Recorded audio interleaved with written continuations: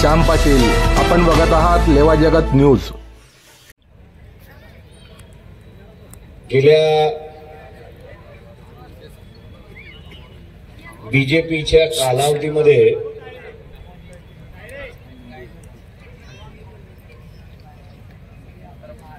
सगळ्या सोयी आदिवासी विद्यार्थ्यांना शासन त्या ठिकाणी पुरवत होते. आश्रम शाळेमध्ये राहणारा विद्यार्थी, हॉस्टेलमध्ये राहणारा विद्यार्थी, आदिवासी विद्यार्थी याला असताना शासन सोयी मिळाली. परंतु देवेंद्र फडणवीस मुख्यमंत्री झाल्यानंतर त्यांनी डीबीटी ही योजना आली, जे डायरेक्ट बँक ट्रान्सफर. अनेक आदिवासींच्या संघटनाने या डीबीटी योजनेला विरोध केला.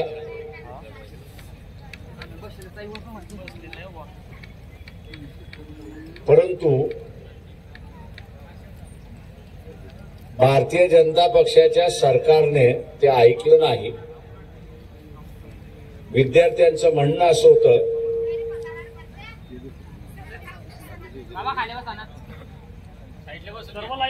बसा माईकवाली सगळे खाली बसा, खाली बसत तिथं बोमा मारतात.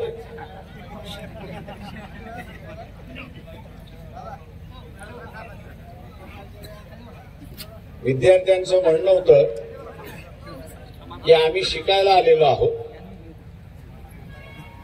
आणि त्याच्यामुळे हे जे तुम्ही आम्हाला निधी देताय त्याच्यातून अर्धा वेळ आमचा बाहेर चाललाय, अशी असणारी परिस्थिती. ज्या विद्यार्थिनी होत्या त्या विद्यार्थ्यांचं म्हणणं होतं की हॉस्टेल हे गावाच्या बाहेर आहे, संध्याकाळी जाणं हे आम्हाला असताना भीती वाटते आणि म्हणून रात्री आम्हाला असताना उपाशी झोपावं. आणि शासनाने ही योजना रद्द करावी आणि पुन्हा जुनी पद्धत लागावी की ज्याच्यामध्ये आम्ही असणारं समाधान घेऊ. देवेंद्र फडणवीसचं सरकार गेलं,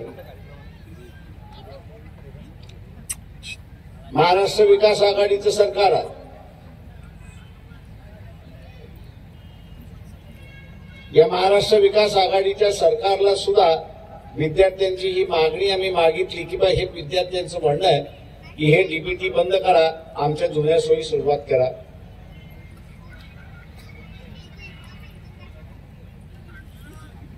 परंतु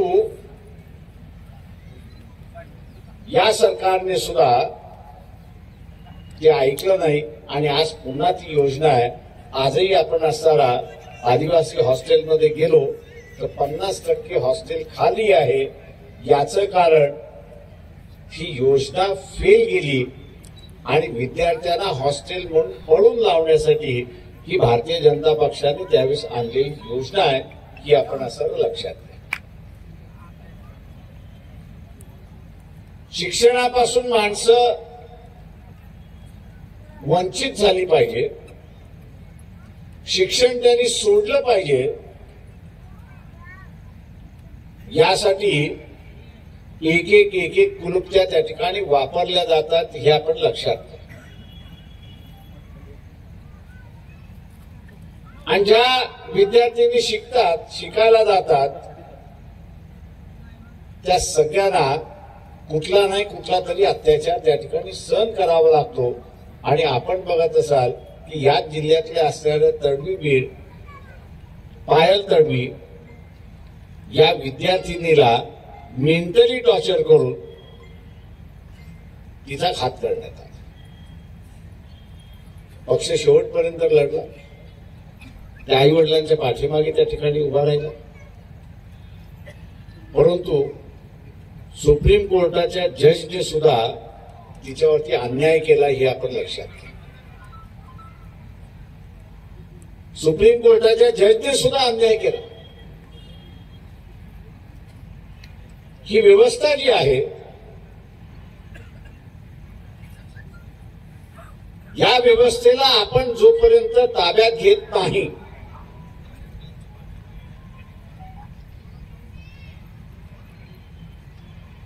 या व्यवस्थेला आपण जोपर्यंत ताब्यात घेत नाही, तोपर्यंत या व्यवस्थेमध्ये न्याय हे तत्व जे आहे ते आपल्याला घालता येणार. हे तत्वही आपल्याला असताना त्या ठिकाणी अंतर्भूत करावं लागणार.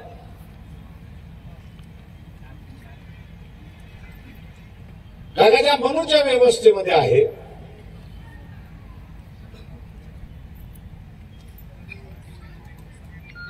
की ज्याला इंग्रजीमध्ये आपण इन्फिरियर म्हणतो, असं त्या मनूने ज्या समूहाला मानलेला आहे, त्याला न्याय मिळाला नाही तरी परवा नाही, पण त्याला शिक्षा जरूर मिळाली पाहिजे याची तरतूद त्यांनी त्या ठिकाणी केली. हे संविधानाने बदललं.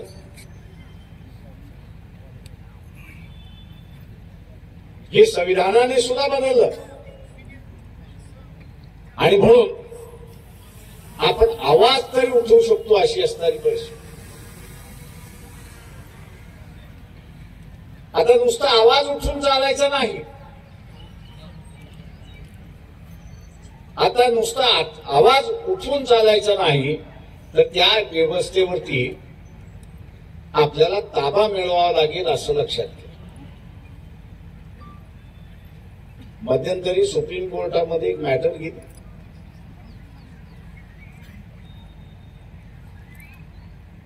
काही शासनामध्ये सर्टिफिकेट, आदिवासींचं सर्टिफिकेट घेऊन लागले होते.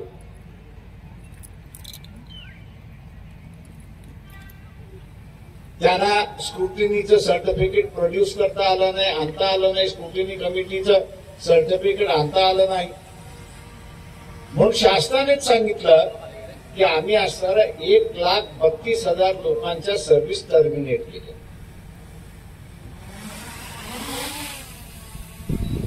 1,32,000 लोकांच्या असणाऱ्या सर्व्हिस आम्ही टर्मिनेट केलेल्या आहेत. मी त्या सगळ्या आदिवासी संघटनांना आवाहन करतोय,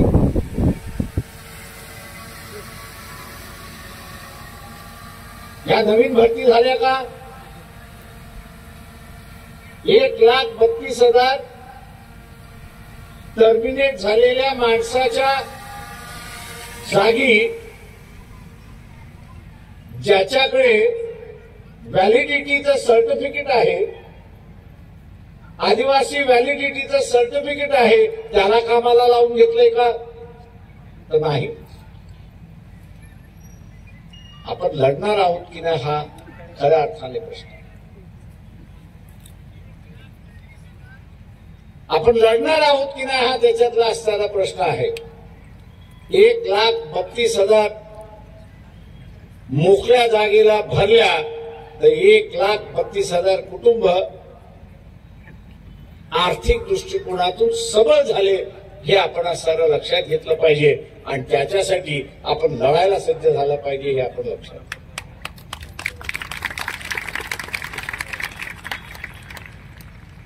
इथे सोयी आहेत, नाही असं नाही.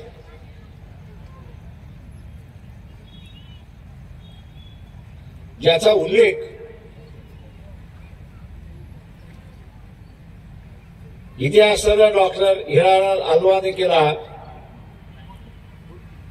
की माझा MIT ने सन्मान केला, ही गोष्ट खरी आहे.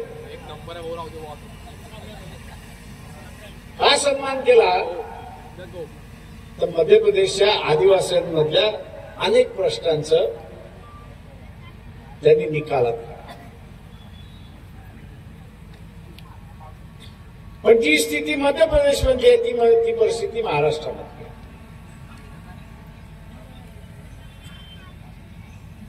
आदिवासींच्या विकासासाठी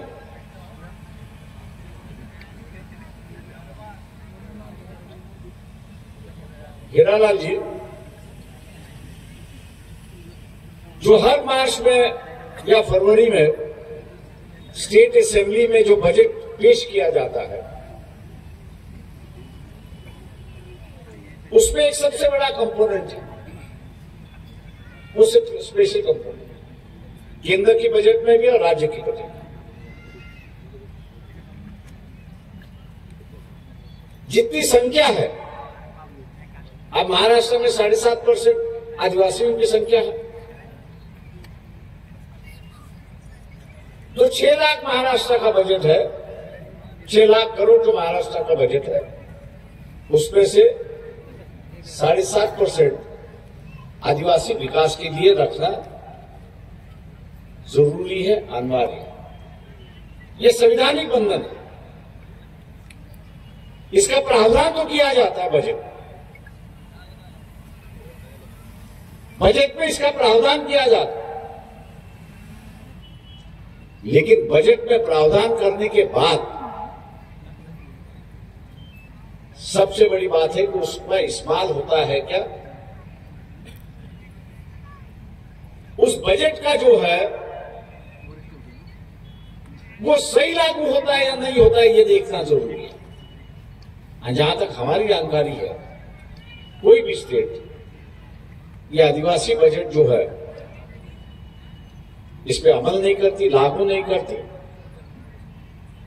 और दिसंबर के बाद हर दूसरे विभाग में डाइवर्ट करके रहती है कि भैया योजना ही नहीं आए, इसलिए मैं ऐसा खर्च नहीं हुआ, इसलिए हम लोग को डाइवर्ट। अगर इस पर अंकुश रखना है, अपने तरीके से जाते, वो आदिवासियों की या शेड्यूल कास्ट की आवाज बुलंद करते हैं, लेकिन जो कांग्रेस के माध्यम से जाते, जो बीजेपी के माध्यम से जाते, जानने वाला अपने एनसीपी के माध्यम से जाते, वो अपने पार्टी के गुलाम है, इतना आप याद रखें।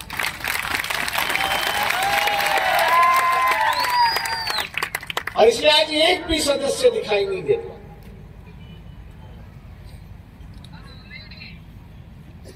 इसलिए एक भी चुना हुआ सदस्य ये दिखाई नहीं देता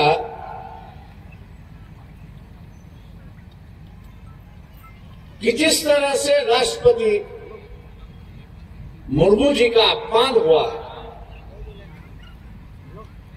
एक नए संसद आपने शुरुआत की, एक नए संसद भवन की आपने शुरुआत की, उसका उद्घाटन जो है, उसका उद्घाटन जो है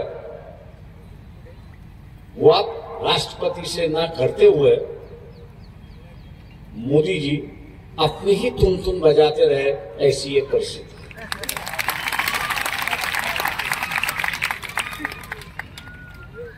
वैसे देखा जाए तो मोदी जो है आरएसएस बीजेपी का प्रोडक्ट है।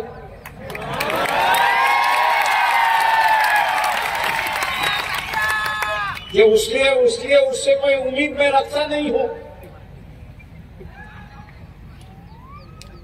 इसलिए कोई उम्मीद उससे रखता नहीं हो। वो अपने ही विचारधारों से चलेंगे। संविधान जो है आदिवासी ये लफ्ज इस्तेमाल करता है, ट्राइबल ये लफ्ज इस्तेमाल करता है, लेकिन इनकी भाषा क्या है? वनवासी।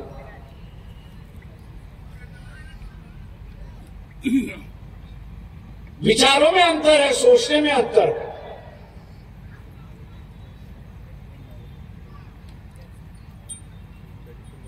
जहां विचारों में अंतर है, सोचने में अंतर है, वहां बराबरी की भाषा नहीं होती। ये वनवासी क्यों कह रहे हैं? तो यही दिखाने की ये हमसे बगल में है, अलग है, छोटे हैं, और इसलिए हम इनको वनवासी कहते हैं। मतलब इनका स्टेटस जो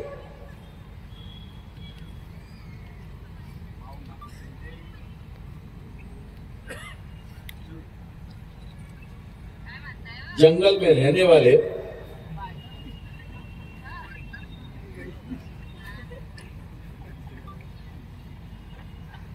जानवर जो है उन्हीं तरीके का स्टेटस।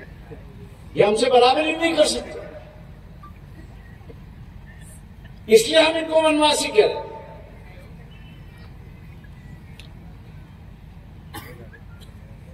इसलिए हम इनको वनवासी कह रहे हैं। और यही भावना से ये तुच्छ है। आरएसएस और मोदी ने तय किया कि मुर्मू जी को हम लोग उद्घाटन पे नहीं, लेकिन मैं तमाम जनता से अपील करता हूं, 2024 में जो चुनाव होगा एक तय कर लो,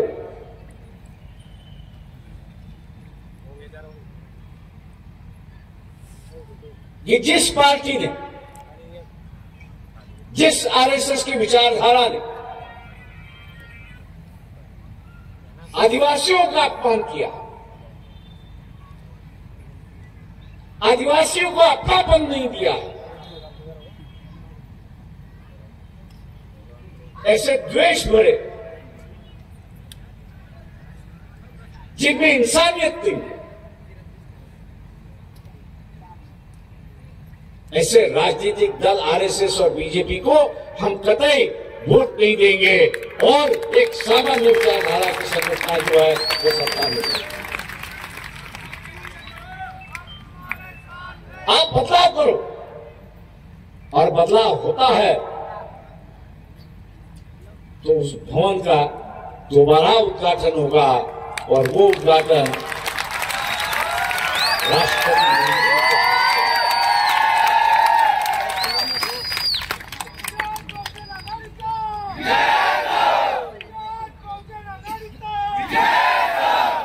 जो ईशान्य प्रांत है,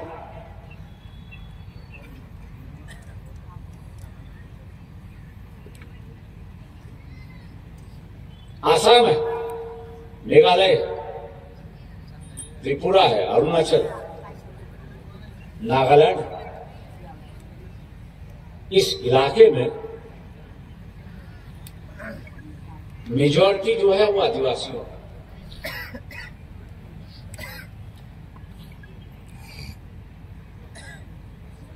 बहुसंख्यक जो है वो आदिवासी है।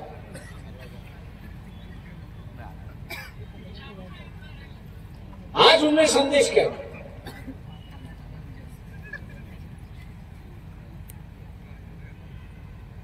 आज हम लोग ने उनमें संदेश क्या दिया? संदेश यही दिया है कि अंग्रेजी में हम जिसको कहते हैं अनवांटेड, आपकी जरूरत है, वही संदेश किया। अपनी विचारधारा बचाने के लिए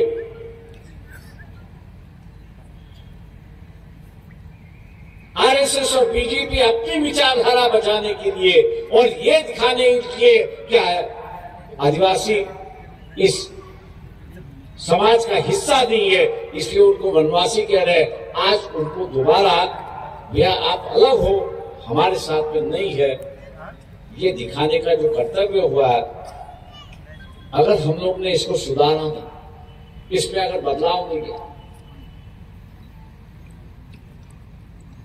आज चिंगारी है, ये चिंगारी जब तक है तब तक हम लोग उसको नियंत्रित कर सकते। ये भावना जब तक चिंगारी है तब तक हम उसको नियंत्रित कर सकते हैं, लेकिन यही चिंगारी अगर ज्वाला बन गई तो उसको नियंत्रित करना मुश्किल है।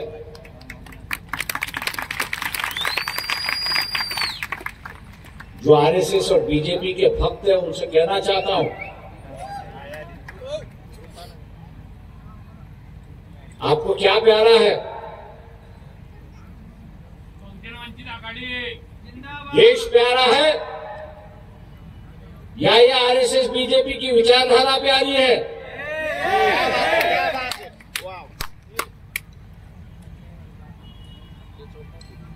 कई यहां होंगे जो जन्म भी नहीं होंगे, जिन्होंने 84 का खालिस्तान का आंदोलन नहीं देखा। हम लोग उसके साक्षीदार हैं, अपनी आंखों से देख चुके।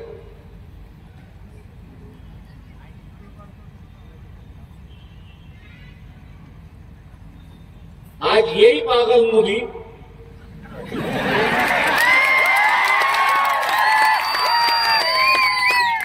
अपनी खुद की टेक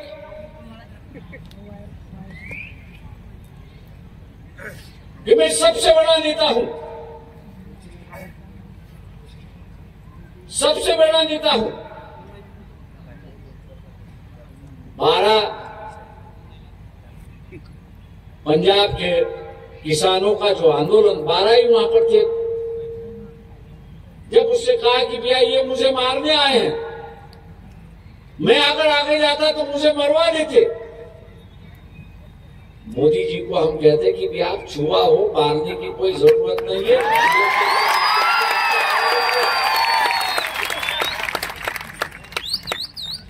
लेकिन जो भावना वहां पे पनपी वो मेरे ख्याल से समझना दो। किसान लड़ रहा है, किसान की मांग क्या है कि भैया जो मिनिमम सपोर्ट प्राइस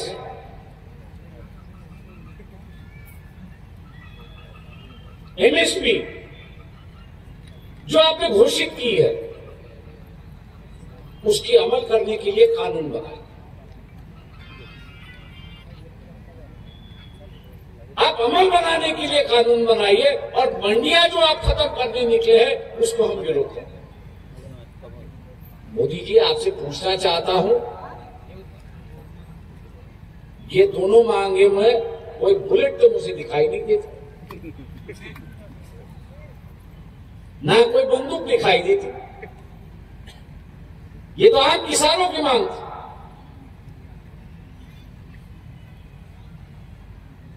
और आपने ये कह दिया कि ये किसानों का आंदोलन जो है वो मुझे मर्डर करने निकला। परिणाम क्या हुआ? जो इलेक्शन हुए,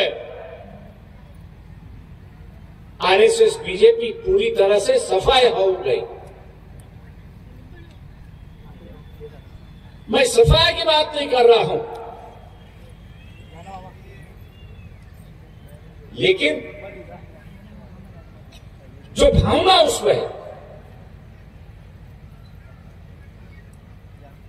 कि हम लड़ रहे, वो हमको गुनहगार बता रहे। और उससे क्या जन्म हुआ? तो दोबारा खालिस्तानवादी दिखाई देते, खालिस्तान की मूवमेंट दोबारा दिखाई देती है। और मैं नहीं कह रहा हूं, सरकार खुद कह रही है।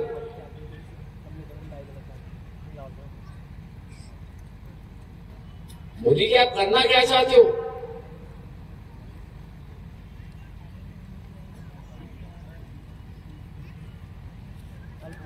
इस देश को बर्बाद करना चाहते हो? आर्मी के जो चीफ थे, 10 या 15 दिन पहले उनकी एक प्रेस कॉन्फ्रेंस हुई नॉर्थ ईस्ट के बारे में। सरकार ये कह रही थी कि वहां के उग्रवादी हमला कर रहे। वो आर्मी चीफ ने कहा कि उग्रवादी हमला नहीं कर रहे, ये एक आदिवासी समाज दूसरे आदिवासी से लड़ने की साजिश जो सरकार ने की, उसका ये नतीजा वहां पर हुआ।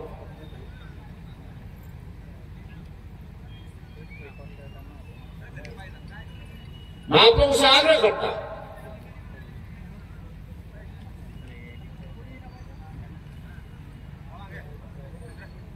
धर्म जो है वो शांति देता, मानसिक शांति। लेकिन धर्म जो है वो पेट की शांति नहीं देता।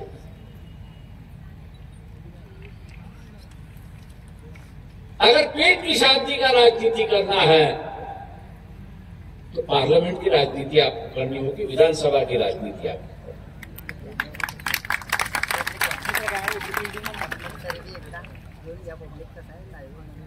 न्याय और व्यवस्था की राजनीति आपको करनी होगी तो पार्लियामेंट की राजनीति करनी होगी, आपको असेंबली की राजनीति।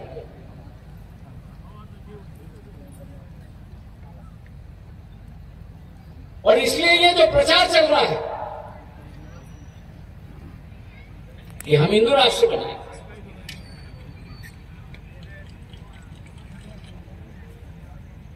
ये बेवकूफी की तरह स्टेटमेंट है, ऐसा मैं मानता हूं।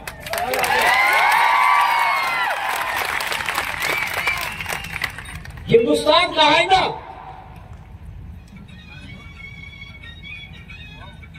हिंदुस्तान का आईना किसी ने देखा नहीं।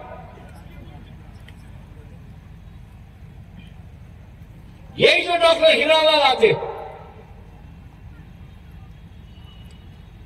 उनसे पूछिए कि उनके यहां से जो आदिवासी है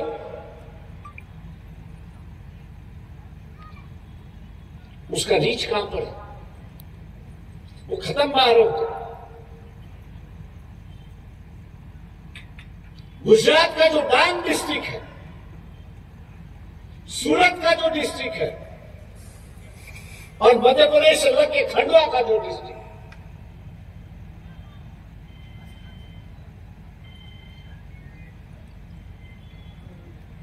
उससे अब आगे आइए।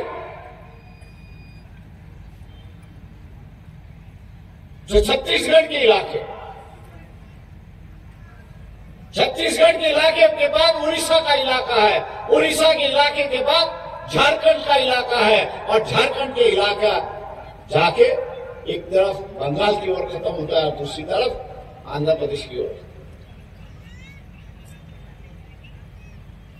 ये जो पूरा वेस्ट टू ईस्ट और ईस्ट टू वेस्ट, एक कोने से लेके दूसरे कोने तक, ये बीच का जो 150 किलोमीटर का फासला जो, इसमें 70% आदिवासी है।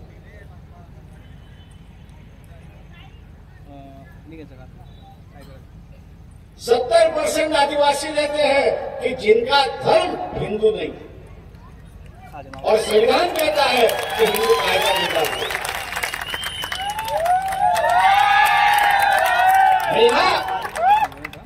हकीकत आपसे बयान कर रहा हूं, किसी की आलोचना नहीं कर।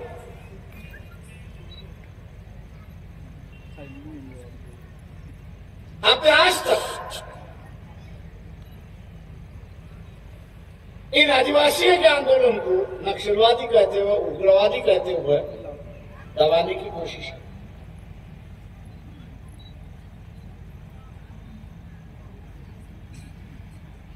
लेकिन पालघर का इलाका हो, महाराष्ट्र या बक्सर का इलाका हो या आगे जाके झारखंड का इलाका हो, उन जंगलों में ब्रिटिश भी नहीं जा सके।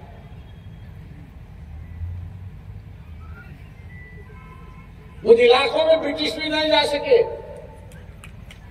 और यही आदिवासियों को काबू लाने के लिए, यही आदिवासियों को काबू लाने के लिए उन्होंने फॉरेस्ट एक्ट बनाया। 1860 का फॉरेस्ट एक्ट बना के आदिवासियों के अधिकार जो है, जीने का जो अधिकार है, उस पर उन्होंने आंच ली। जिस तरह से यहां से पिंडारी थे, जिसको हम आज भटकिया विमुक्त समाज कहते हैं, इनका पुराना नाम पिंडारी है। यह अपना एक राज था, उसको काबू करने के लिए ट्राइबल एक्ट लिया और बंदिश बना दी और राज किया। मैं तमाम हिंदू समाज के जो प्यारे हैं उनसे कहना चाहता हूं, बिना डिक्लेयर करते हुए, बिना घोषित हुए इस देश का आर्मी चीफ इस देश का चीफ जस्टिस हो, मोदी जो प्राइम मिनिस्टर है, ये हिंदू समाज के लिए, ये मुसलमान है, ये मुसलमान है। बिना कहते हुए अगर इस देश का नक्शा ही बाहर के लोगों को लगता है कि यहां मेजॉरिटी हिंदू समाज रहता है, तो आप उसको नाम देके क्यों बदनाम करना चाहते हैं? आप नाम देके बदनाम क्यों करना चाहते हो? और जो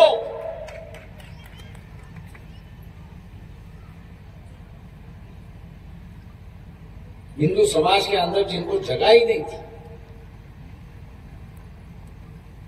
आदिवासी जो है, कौन से वर्ग में आते? क्षत्रिय में आते, ब्राह्मण में आते, वैश्य में आते, शूद्र में आते, कौन से आते? वो तो अलग है।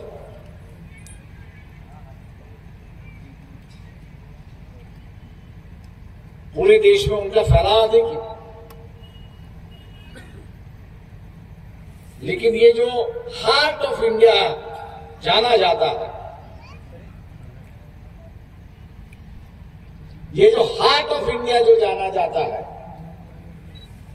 उसका बीच का जो 150 किलोमीटर का लंबाई और डांग से लेके उड़ीसा तक लंबाई जो है 150 किलोमीटर की चौड़ाई और डांग से लेके उड़ीसा तक की जो लंबाई है, इसमें 70% आदिवासी लोग।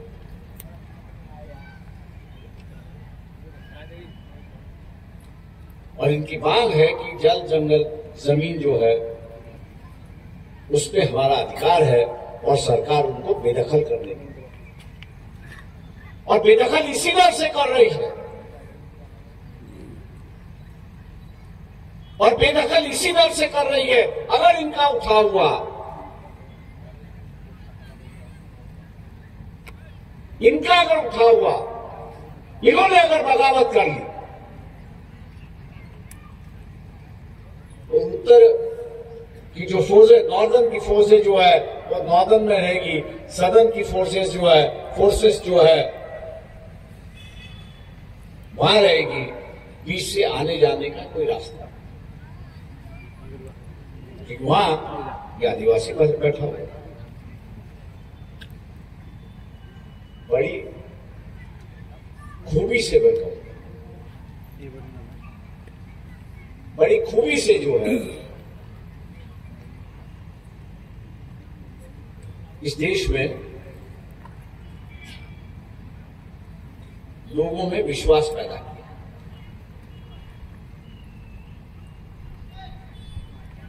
मैं सभी पुराने नेताओं का सलाम करता हूं उनको कि उन्होंने एक खूबी के साथ एक विश्वास पैदा किया कि हम लोग एक साथ रह सकते, हम लोग एक साथ जी सकते, हम एक दूसरे का विश्वास कर सकते।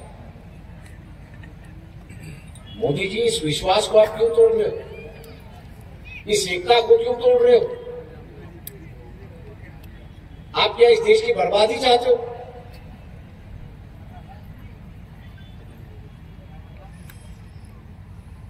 वैसे आरएसएस और बीजेपी का राजनीतिक और सामाजिक जो स्वतंत्रता की लड़ाई चली, उसमें कोई योगदान नहीं थे, ये ब्रिटिशों के दलाल थे।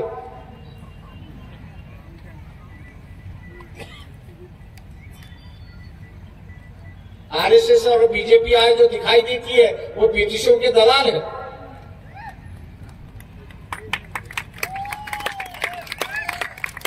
आप लोग पढ़ते नहीं हो इसलिए जानकारी नहीं है, इसलिए आश्चर्य हुआ है कि आज सीधा तार के 56 इंच की मुझे छाती है,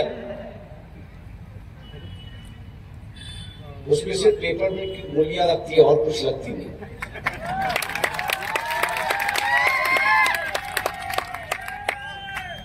और इसलिए यहां आदिवासी संगठनों से, आदिवासी भाइयों से कहना है, मांग जरूर करना, लेकिन आपकी हैसियत भी बचा।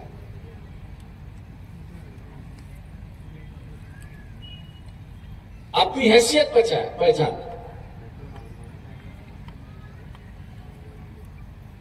मैं इन बातों को कहता हूं तो मुझे कई कांग्रेस के दूसरे लोगों कहते, प्रकाश भाई इसको क्यों जागृत कर रहे हो? मैंने कहा आपको भी जागरूक करना है, उनको भी जागरूक करना है।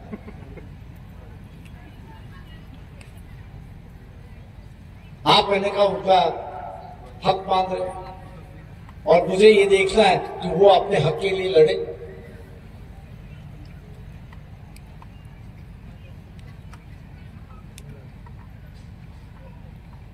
और इसलिए मैं सभी आदिवासी संगठनों से कह रहा हूं कि हम लोग आपके साथ हैं। इतिहास हम लोग का यह है कि सरकार कोई भी आ जाए, जिंदाबाद मुर्दाबाद करने के लिए हम लोग तैयार हैं।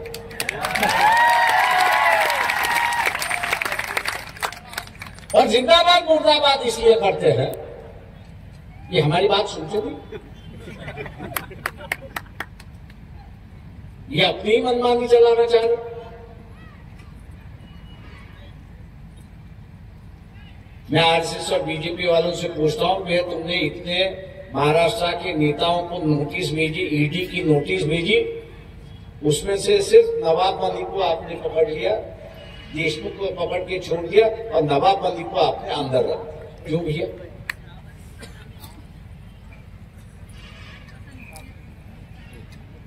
जिनको आपने नोटिस भेजी उन पर आप चार्जशीट क्यों नहीं दाखिल कर रहे हो?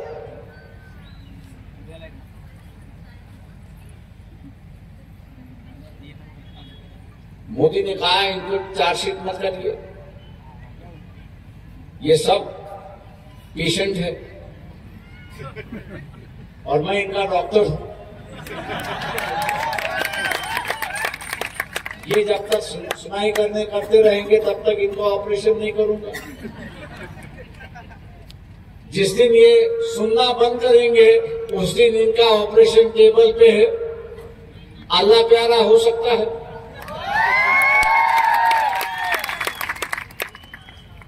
अभी अल्लाह प्यारा नहीं होना है तो डॉक्टर का सुनो।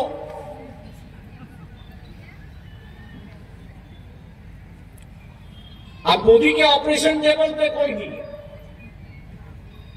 या फुले शाह अम्बेडकर विचार सरणी का जो व्यक्ति है वो नहीं है और आदिवासी। तो ये हम लोग की अब जिम्मेदारी है कि ये जो ब्लैकमेलिंग की राजनीति चली, ये जो डर और भय की राजनीति वहां पर चली। मुझे कुछ सत्ताधारी लोग कह रहे थे, प्रकाश भाई अभी तो हम लोग राज्य के नेताओं को पकड़ने निकले हैं, लेकिन अगर हमको दिखाई दिया कि हमारी सत्ता जा रही है तो हम जिले के नेताओं को भी पकड़ना शुरुआत करेंगे। गलतियां तो सभी से होती है, ऐसा नहीं कि नहीं।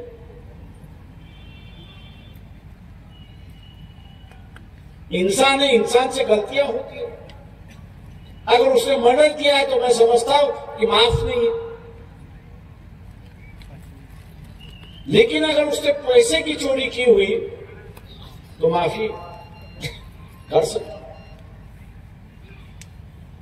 पैसे की चोरी की हो तो माफ कर सकते या पैसे निकाल दो, उसके घर की कुर्की कर। लेकिन आज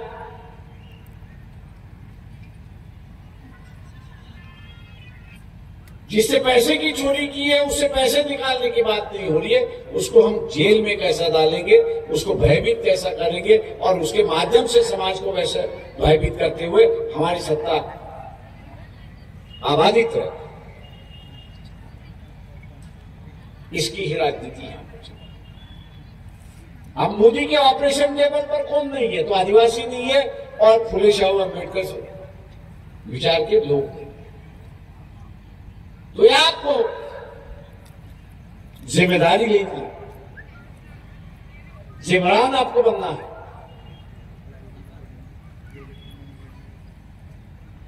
मोदी के खिलाफ ये राजनीतिक दल कोई नहीं कहेगा, राहुल गांधी कुछ नहीं कहेगा, अमेरिका जाके कहे के आएगा, उसको मालूम है नोटिस निकली तो अमेरिका ही रुक जाए।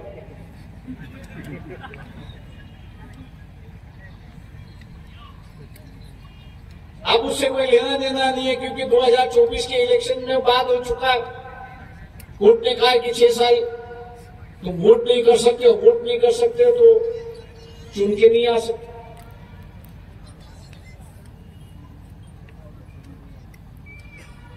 और इसलिए बेपरवाह बेड़ा पूरी हो सकती है। और इसलिए जितने भी आदिवासी नेता बैठे मैं उनसे कहूंगा कि एक जिम्मेदारी है, समाज की जिम्मेदारी तो है ही, इसमें कोई दो राह नहीं,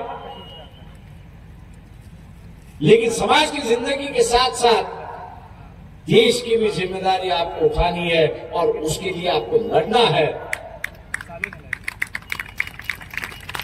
मैं उम्मीद करता हूं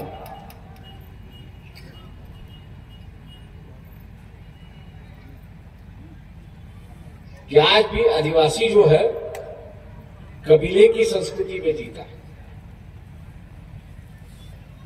और कबीले की संस्कृति ये होती है कि हम एक दूसरे से वफादार हो,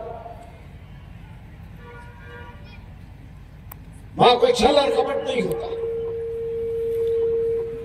कबीले के संस्कृति में छल और कपट के लिए कोई जगह नहीं। लेकिन इन्हीं आदिवासी भाइयों से कह रहा हूं कि आपके कबीले के बाहर निकले तो वहां छल और कपट के अलावा दूसरा कुछ है ही। वहां छल और कपट के अलावा कुछ नहीं है। इसलिए इलेक्शन के पहले बहुत सारे वायदे किए जाते हैं और इलेक्शन के बाद वो आता नहीं है सीए पर। इसलिए छल और कपट की राजनीति को समझ के हम लोग आगे बढ़ेंगे, इस देश की राजनीति को बदलेंगे। और हर आदिवासी ने अपने मन में ये बात रखना चाहिए कि मोदी को दोबारा हम ले नहीं आएंगे। चाहे वो 1000 रुपया दे, 10,000 रुपया दे, 20,000 रुपया दे, लेंगे।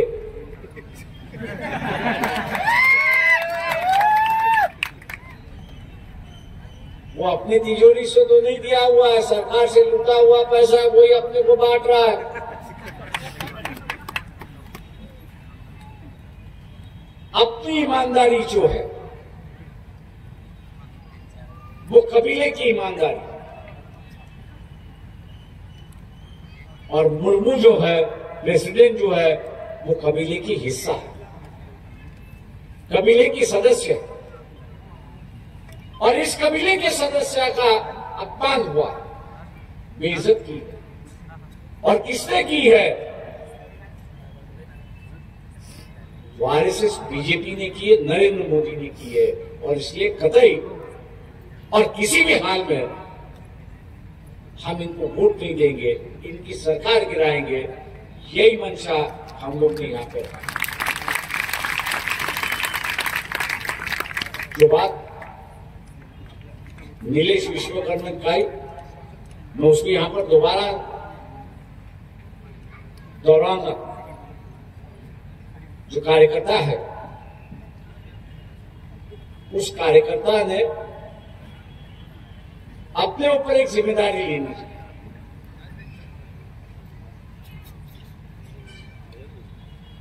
वंचित का पदाधिकारी हो या ना हो, वंचित का पदाधिकारी हो या ना हो, लेकिन वंचित में है, उसने हर दिन 5 लोगों के साथ बातचीत करनी चाहिए और उनमें परिवर्तन लाना चाहिए।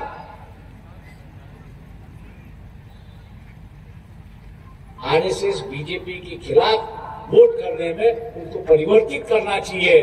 और ये जिम्मेदारी अगर हम लोग ने की, ये जिम्मेदारी हम लोग ने की, तो वंचित की जो भूमिका है 2024 के बाद मुर्मू जी के हाथ से नए विधानसभा, नए पार्लियामेंट का उद्घाटन करेंगे, उसमें आप सफलता पाएंगे और उसको आप लागू करेंगे। इन्हीं उम्मीद के साथ मैं आपसे रजा लेता हूं। जय भीम, जय भारत। लेवा जगत यूट्यूब चॅनलमध्ये आपलं स्वागत आहे। आपल्या परिसरातील ताज्या घडामोडी बघण्याकरता आमचे चॅनल सबस्क्राइब करा आणि आपल्या मोबाईलवर बघा ताज्या बातम्या व कमेंट करून प्रतिक्रिया जरूर कळवा। बघत रहा लेवा जगत। धन्यवाद।